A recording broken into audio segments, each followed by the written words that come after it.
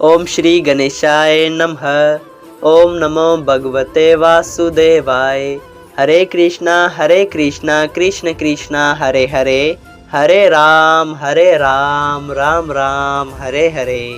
तव्हां सभिनी हरि भक्तन के नमस्ते। प्यारा भक्तों, ही कथा पाण गुरु कृपा सां हासिल करे रहा आहियूं। श्री गणपति सरस्वती जो दरे ध्यान करियां थो मां भागवत महापुराण जो बयान, जंहिंमें व्यासदेव ऐं सुखदेव जी कयो आहे श्री कृष्ण लीला जो गुणगान। सभई चओ जय भागवत महापुराण।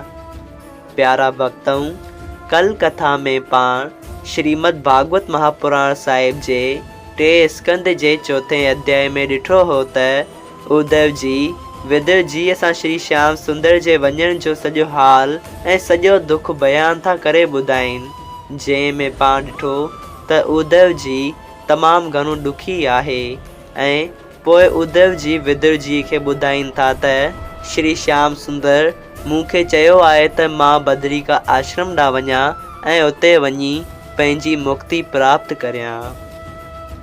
श्री सूत जी पाण खे ऐं उन्हनि सभिनी रखेश्वरनि खे ॿुधायो त जेको माण्हू भॻवान जी कथा में, भॻवान जी लीला में ॾुख वारी जाइ ते ॾुख बयान करे थो या रोए थो त उन जी अखियुनि जे ज़रिए जेको पाणी निकिरे थो, उन सां गॾोगॾु उन माण्हूअ जा पाप बि धोपिजी था वञनि। सभई चओ जय श्री कृष्णा।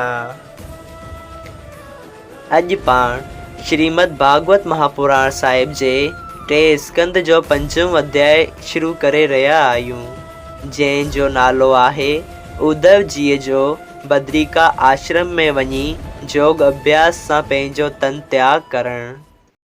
श्री सुखदेव जी महाराज चयो त हे राजा, उद्धव जी विदुर जी खे चयो त हाणे मूंखे छॾियो त मां बद्रिका आश्रम ॾांहुं वञा।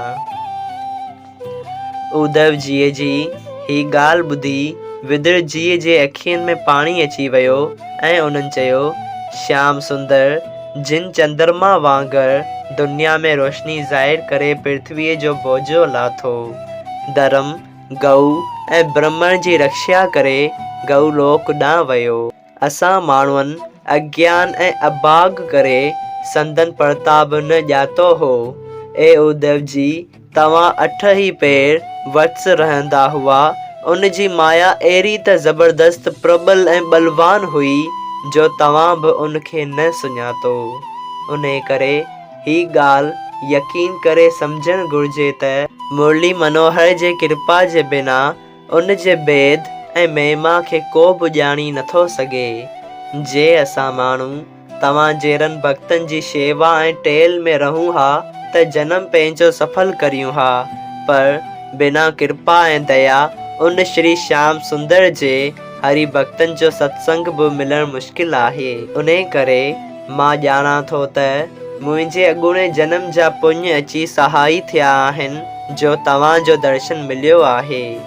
उद्धव जी विदुर जी खां मोकिलाए बद्रिका आश्रम में वञी श्री श्याम सुंदर जे चरणनि जे ध्यान में लीन थी योग अभ्यास सां पंहिंजो तन त्याग करे वेंकट धाम ॾांहुं हलियो वियो।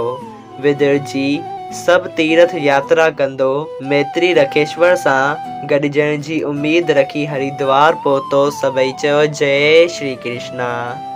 श्रीमद् भागवत महापुराण साहिब 3 स्कंद 5 अध्याय संपूर्ण थियो। अध्याय 6 जंहिंजो नालो आहे विदुर जी जो मैत्री रखेश्वर खां दुनिया जे पैदा थियण बाबति पुछणु। श्री सुखदेव जी चयो त हे राजा, मैत्री रखेश्वर हरिद्वार में रहंदो हो ऐं विदुर जी उते सांस वञी गॾियो ऐं खेसि दंडवत कई। तॾहिं मैत्री रखेश्वर पुछियो त ए विदुर जी, तूं तमामु घणो उदास ॾिसण में अची थो, उन जो कहिड़ो सबबु आहे? विदुर जी उद्धव जी सां मिलणु, श्री श्याम सुंदर जी जे अंतर ध्यान थियण जी ख़बर मिलणु ऐं दुर्योधन ऐं ॿियनि कौरवनि जो महाभारत में मारिजी वञणु ऐं सभिनी यादवनि जो नास थियणु, जेको कुझु उद्धव जी खां ॿुधो हो उहो सभु मैत्री रकेश्वर खे ॿुधाए चयो त श्री श्याम सुंदर बिहारी जे वेंकट वञण जो हाल ॿुधी मुंहिंजो ही हाल थियो आहे। मां तव्हां खां ईअं थो घुरां त जेको ज्ञान श्री कृष्ण भॻवान जीअ खां तव्हां ॿुधो आहे सो वर्णन करियो, जंहिं में मुंहिंजो मतिलबु पूरो थिए। ही ॻाल्हि ॿुधी मैत्री जी चयो, जेका तुंहिंजी मर्ज़ी हुजे सा ॻाल्हि पुछ। विदुर जी चयो त आदमी हमेशा पंहिंजे सुख जे वास्ते तजवीज़ कंदो आहे, पर सुख न पाए उन जे बरख़िलाफ़ उन जे उल्टो दुख पाईंदो आहे। उन दुख जे ॾियण वारो केरु आहे, उन जो भेद ॿुधायो। ही बि ॿुधायो त परमेश्वर सुरगुण अवतार छाकाणि वठंदो आहे ऐं उनखे संसार रचण ऐं वरी संसार खे नास करण मां कहिड़ो फ़ाइदो थींदो आहे। मां पंहिंजी सम्झ अनुसार पंहिंजी सम्झ मुआफ़िक़ ही थो ॼाणा त असांजे पापनि खां छुटण ऐं भवसागर पार लंघण वास्ते ईश्वर सुरगुण अवतार वठंदो आहे, जंहिं में आदमी उन्हनि अवतारनि जी कथा ऐं लीला पाण में पढ़ी ऐं ॿुधी उन जे प्रताप सां भवसागर पार लंघे वञनि। लेकिन तंहिं हूंदे बि अज्ञानी माण्हू जे परमेश्वर जी कथा ऐं लीला ॿुधण में प्रीत नथा रखनि, राति ॾींहुं संसारी माया मोह में वेहिजी ख़राब था थियनि। इन खे त उन्हनि जी बदनसीबी चइबी ऐं उन में उन पार ब्रह्म परमेश्वर खे कहिड़ो ॾोह ॾियणु घुरिजे। ही बि ॿुधायो त परमेश्वर कहिड़ी तरह ब्रह्मा रूप थी जगत खे उत्पन्न ऐं विष्णु रूप थी जगत जी पालना ऐं वरी श्री महादेव जीअ जो रूप रखी सभिनी जीवन खे नास कंदो आहे।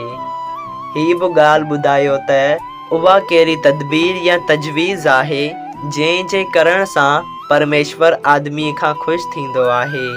उन जे ख़ुशि थियण करे आदमी दुनिया में पंहिंजो मतिलबु पाए मरण खां पोइ मुक्त थींदो आहे।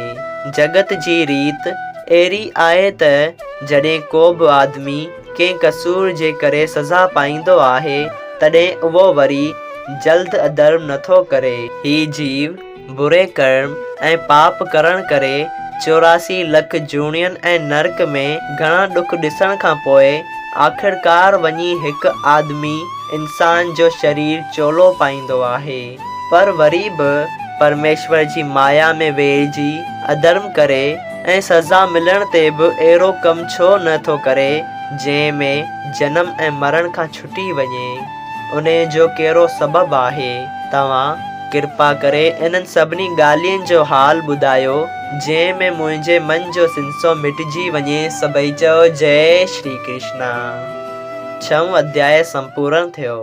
अगरि तव्हां सभिनी हरि भक्तनि खे हिन कथा मां लाभ हासिल थियो हुजे त कृपया हिन कथा खे ॿियनि हरि भक्तनि सां शेयर कजो त उन्हनि जो बि भलो थिए ऐं तव्हांजो बि भलो थिए। सभई चओ जय सिया राम। राधे राधे।